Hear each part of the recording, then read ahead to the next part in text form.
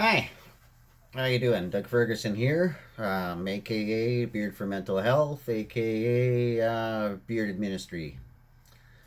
I just want to give you, or post a short Cole's Notes or Cliff Notes version of my journey or my testimony up to this point. We're sitting here in December of 2021, almost 2 years into this pandemic, and it's been life changing for everybody. Some for good, some for bad, and for me, it's obviously been, for the most part, for good.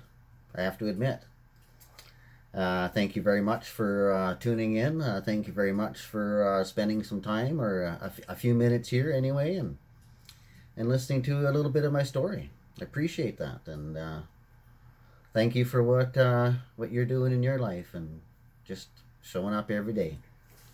Hallelujah. So again, you know what? The Cole's Notes, Cliff Notes, I didn't even know there's a difference. That's part of the journey. Journey as you grow up.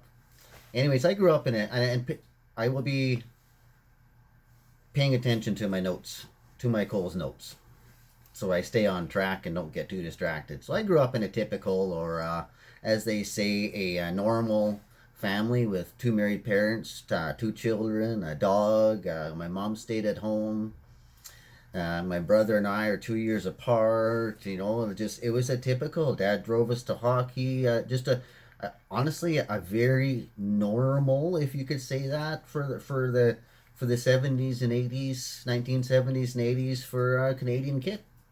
So there's really no excuses there for my own choices later. And so yeah, it was that part of my life was pretty good. That part of my life is really, really, and I have a lot of good memories that I actually remember from them. Anyways, I was diagnosed at 15 with Crohn's disease, and I spent the better part of the next 3 years in the hospital. And then I had a major bowel resection at 18, which has helped me for sure. No question. This diagnosis, of course, changed my teenage years, my schooling, and without question changed my life. Crohn's is a horrible chronic illness that I would not wish on anyone. The long-term side effects of which, while different for everyone, have been debilitating for me physically and mentally.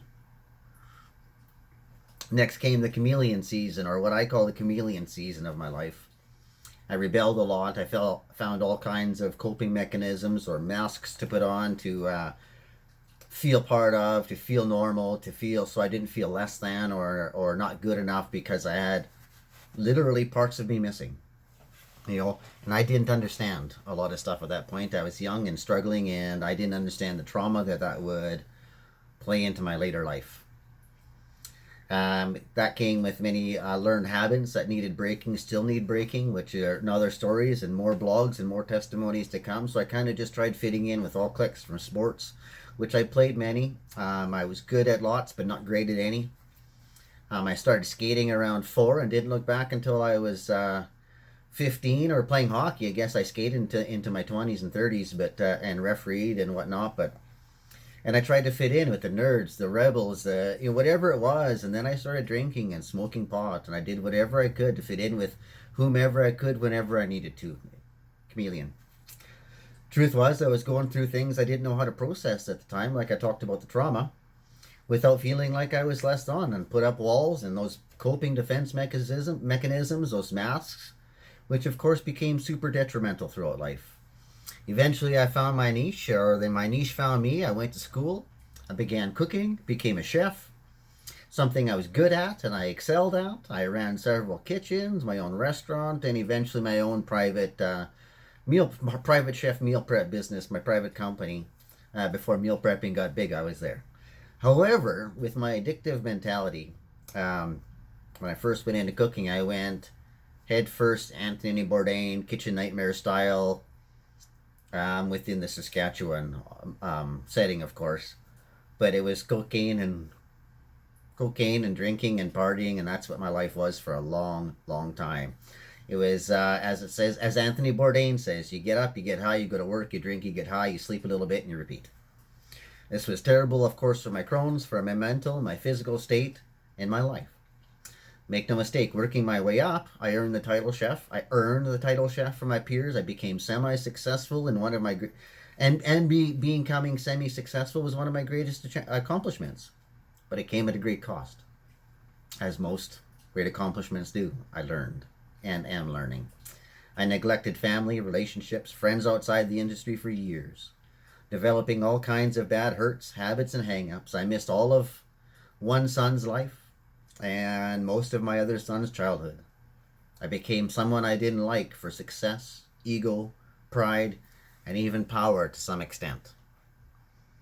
I have no doubt it was all for some purpose, but wow, it sure sucks a lot and made many, many, many things in life very difficult. Now I'm very aware of many of my mountains or valleys and downfalls are consequences of all my choices, the good and the bad. Um, the good, the bad, and the ugly, like the movie. Some things that came out of my career were my lifelong friends and family. My ability to meal prep semi nutritious or nutritious food that I now get from the local food bank on my disability income. Um, I don't make a lot of money, so some things in life earlier prepared me for now, which I didn't understand, which of course is helping me immensely. I learned many skills and abilities that I use every day. I actually learned about math. I was fortunate to work in such a diverse, transient workforce with huge variety of short and long-term goals at different times. I learned time management, more about budgeting. I was able to cook for many celebrities as well as volunteer at the local soup kitchen. Like I was catering for ACDC. I sat at a bar with James Hetfield from Metallica. I've been in the same party room with many bands and celebrities from Canadian Olympics to you name it. Very blessed, blessed, blessed.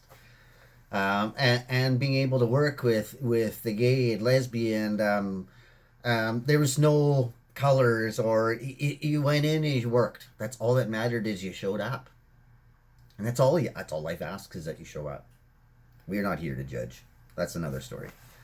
Um, like I said, I worked from multimillionaires to the homeless, the broke. I've learned that I've been rich and broke. I've learned from people that are no matter the circumstance, position, the income, the struggle is the same. The struggle is real.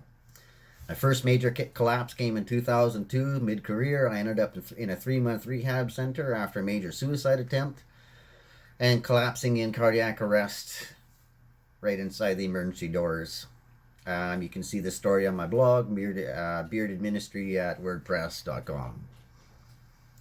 Shortly after this, I was saved. I became a Christian, got baptized, started a new journey, a journey I'm still on, proudly, with significantly more support. And for the first few years, it was kind of like my cooking career, I guess. They paralleled each other, which again is another blog that I just posted today.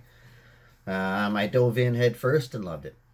I made more lifelong friends. I began playing team sports and golf again. My local church opened a men's outreach ministry, halfway house, which I lived in and was able to help minister in, with the help of the church, of course. It was with Living Faith Chapel. God bless them, right across the street. Hallelujah. And it was during the season I recognized a passion within me to help others, to give back, to see people whom are struggle a little less. Those who have chronic illnesses like me struggle a little less, hurt a little less, live life with a little less pain. I got married. Left that industry, went back to cooking, started tailoring my business mind around helping others, helping families at least eat together, spend time together, because I like the family aspect. However, no matter my good intentions, that season of my life was second hardest ever. I had significant mountains and valleys. My marriage turned into divorce. My business turned into a loss. It was all learning. It was all for a purpose. And as much as it sucked, again, it was super, super painful. I am thankful for the long, hard valleys.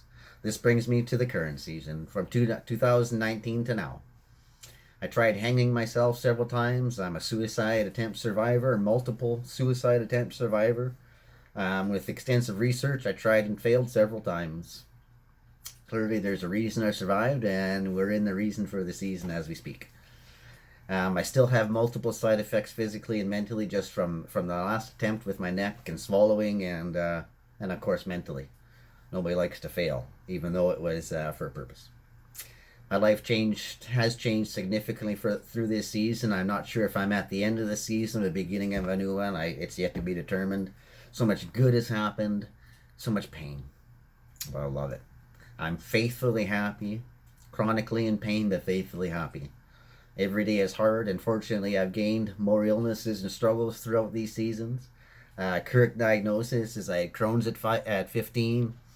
The last 10, 15 years, I've developed fibromyalgia, chronic pain, osteoarthritis, osteoporosis, spinal issues, depression, anxiety. I struggle with OCD, trauma for sure. Um, Disintegrating bones, vertebrae in my back, pinched nerves, balance issues. Like I don't always need a cane, but every time I don't use my cane, I fall over and hurt myself. So life is life, like I said. But I'm faithfully thankful, faithfully good, faithfully blessed, and moving forward, I'm super excited for this new season or whatever the next season, whatever it is, happens. I'm super excited, and God's been good to me, and my friends have been good to me, and family's been good to me, and it's whatever the mountains and valleys that come, I know that I've got support and I've got you. And thanks for listening, Doug Ferguson out. This testimony is officially concluded.